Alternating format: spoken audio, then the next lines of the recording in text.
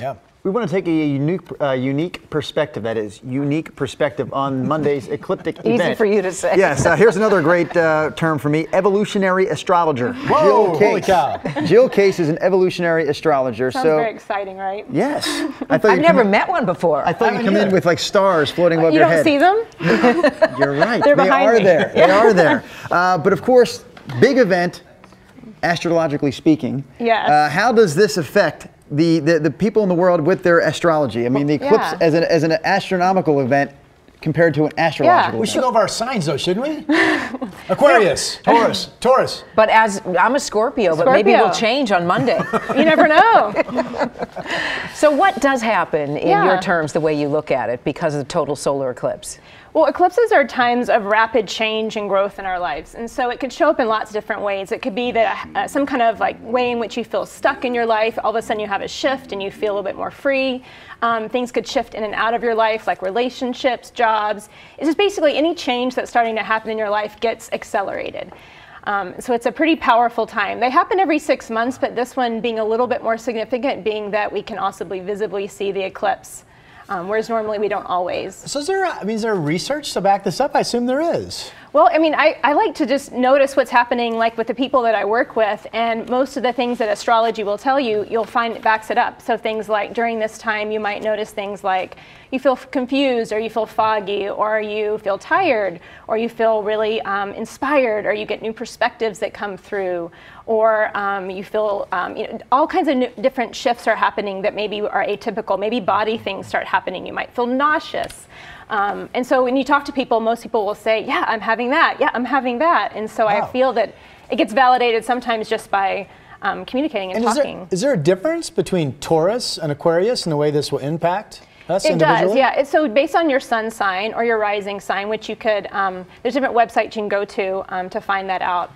It will impact you in a specific area in your life, but generally this eclipse, we can talk about the general things that we'll experience that collectively will all. How do we take from that expected energy from the eclipse and turn it to something positive?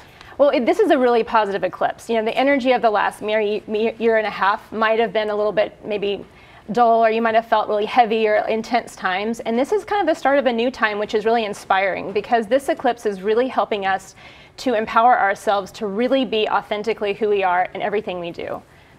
I'm confused. We're having an astronomical... Just wait till the eclipse and maybe it'll all It's all going to become clear. A solar eclipse is taking place on Monday, this coming Monday, Mm-hmm. between 10:15 and 10:20 hour time here in the Pacific. Yes. Thank goodness you'll be a changed man by Tuesday, Drew. You're also talking about an astrological eclipse. Yes. They're one and the same? One and the same. This is just kind of how to work with the astronomy. And so what's happening? How do I try use that this in my life? Drew? I know you have some questions that you can ask yourself. Eclipse related. Yeah. So I can only have an astronomical eclipse at the same, or I can only have an astrological eclipse during an astronomical eclipse. Correct. I can't have 6 months from now. I couldn't have an inner astrological. Okay, now listen to the questions you should ask yourself when you're standing out in Salem covering I'm asking the eclipse. questions right now. What about these questions? What should he ask himself? This is what you ask yourself. What inspires you? What really lights you up? What kind of things bring you joy? Again, that's rhetorical. That is rhetorical. I think about it and then answer it later, maybe. In my own Yes. time. I'd like to hear an answer now. Yes, please, Drew. Answer. What inspires Although you? this time's about being public with who we are, being more authentic in what we do. The simple things, just going to work and being more authentic. Maybe you dress differently. Maybe you spend more time doing the things that really give you joy. Well, my kids came to mind, but then I thought, is that the truth, or is that just an easy answer? Yeah, so focus on that. And then you have, how can I add more passion to my life? Well, more sleep comes I have to a mind. lot of room for that. Mia would agree. Yes. Hey, how about you being passionate with me earlier in the newsroom? Can we bring that up now? No, we cannot. But it sounds like it's a good time for reflection. Maybe that's It is. part of it. It's It's a a time that we wonderful need time to for focus reflection. on where we are and what make us happy. And kind of what's been happening the last 6 months. Where have you been kind of nudged? Where have you felt a little stuck? Or where have you been getting new desires bubbling up that you feel you want to express? And, you know, as an astrologer, is this a time where you have increased questions from people? for sure. What are the things that you're hearing?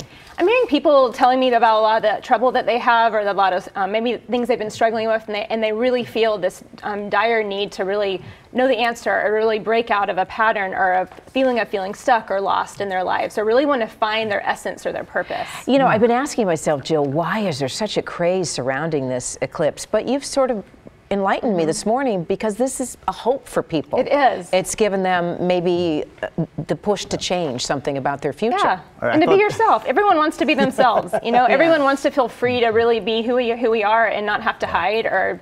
And I'm trying to be who I am, Yeah. and he's laughing at me. Well, listen, don't we have that event every year on January 1st? The opportunity to make a difference and make a change. The New Year? Now you're waiting for a solar eclipse, for goodness sakes. But Jill, we have to ask. If I don't change now, I got to have another different. 45 years. What are your viewing plans on Monday? We have to ask. I'm going to be in the country of Trinidad doing some consulting work, so I actually won't even get to see the eclipse. When do you leave for Trinidad? I leave on Saturday. Good luck with that. Thank you. So I'll have to just feel the eclipse from afar on an island. So you have to get to the airport. Not going through Trinidad, unfortunately. Yeah. Well, I mean, I love her perspective, right? No, absolutely. No, I'm not trying to be. I just hadn't thought about it. I wish I had thought about it before the segment. Once the segment began, I really got my wheels spinning, and I was trying to wrap my mind around it all. And I love Trinidad. I've never been there, but it sounds fabulous.